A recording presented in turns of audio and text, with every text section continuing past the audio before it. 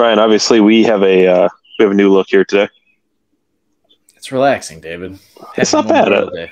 Yeah, for sure. I'm just hanging out on my back deck. I'm stuck Memorial inside Day. drinking Capri Suns. Ryan, I wanted to talk about Memorial Day, obviously, because it's Memorial Day. Super important. It is super important, but I can't help but think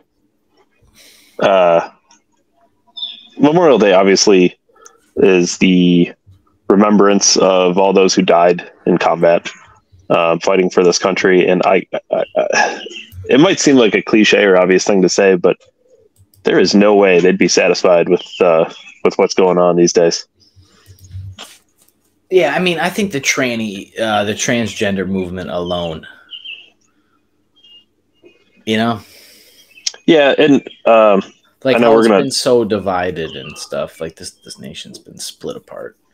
we're gonna talk a little more culture war later this week, but I don't know. I just wanted to touch on. These people. We've said it several times on the program, but these were the greatest people among us. I mean, what they did for us. It's literally something that can't be forgotten.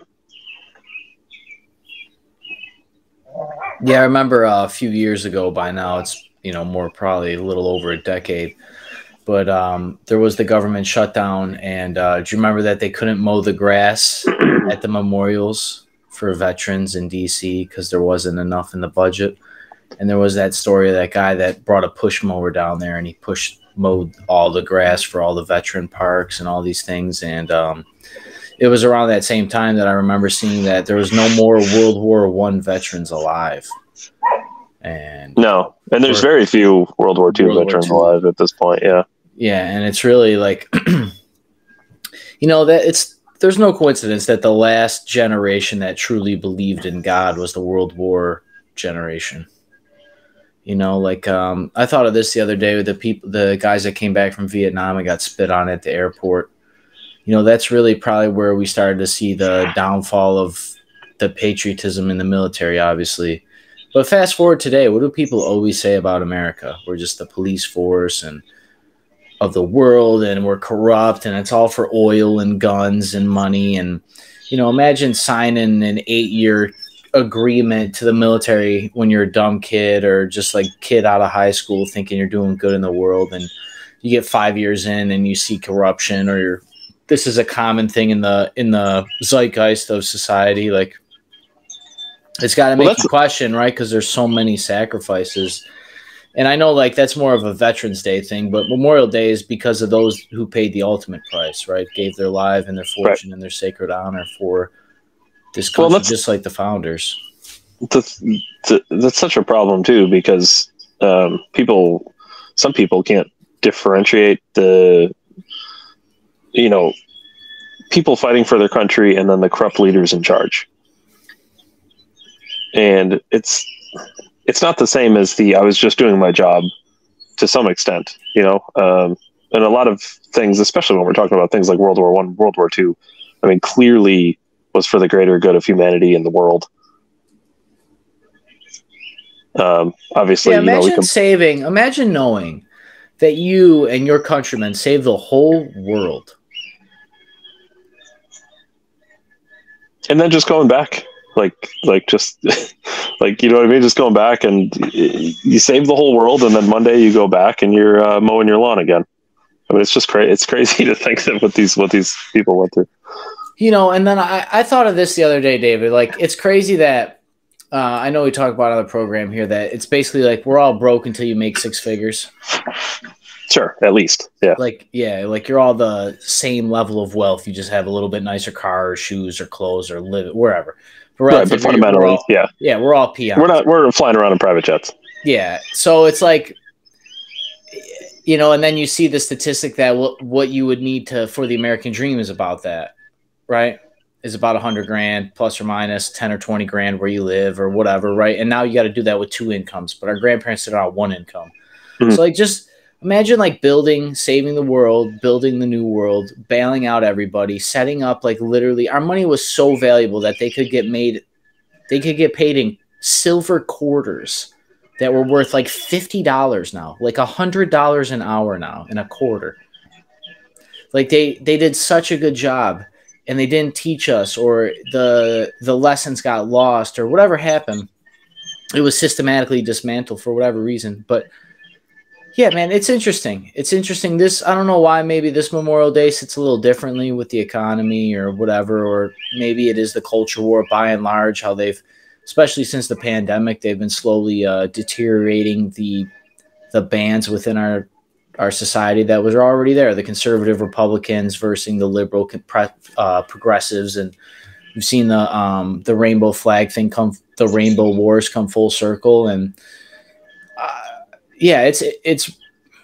I mean, to be forever grateful is an understatement. I had family that fought in world wars. I don't know them. I never met them. They passed before I met them. And you know, I've shared parts of my immigrant story and my family's immigrant story. And you know, you'd think we'd be a lot nicer with how much stuff we actually have.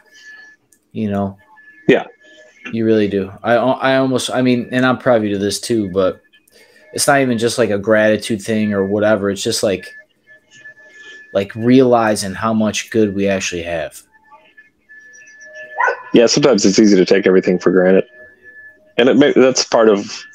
Like our country was so strong. Our country was so strong economically. Our grandparents made a quarter, and one person could do it, and now two people need to do it, and you got to make 50 each, which is only 25 an hour, which isn't that hard to do still.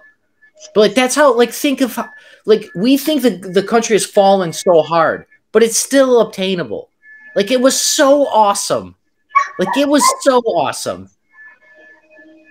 We empowered the nuclear family, raised all these. Now, granted, there was problems, I'm sure, right? And I'm glamorizing the past. Sure. But imagine the needing, you could make whatever $5 a day back then for your grandpa, and now that's equivalent of $100,000+ a year job. Like our country was so great, they had to dilute so much of it. It took 100 years to dilute. Like it's just so crazy. Like that's what I think Memorial Day has been meaning to me lately, is just thinking about the sacrifices. And I know it's more about the people that gave the ultimate price. Once again, the warriors and the soldiers and the generals and people that of great high character that helped us through tragic times. But I mean, dude, I'm in construction, but I think about all the old guys that worked on buildings, you know, that housed people, that like the stores that people bought food from, and all these other things. Like, once again, I know it's not the military, but at some point, like people barely respect the military. So what good is Memorial Day?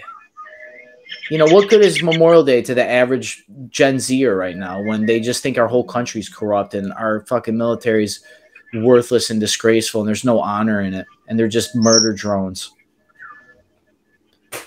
Like, I mean, maybe Memorial Day needs to be expanded, or we need new holidays or something to there should be an International Blue Collar Tradesman's Day. And we're forgetting so much of our past. We forget that this country was built by the labor and the backs and the blood and the lives of other people.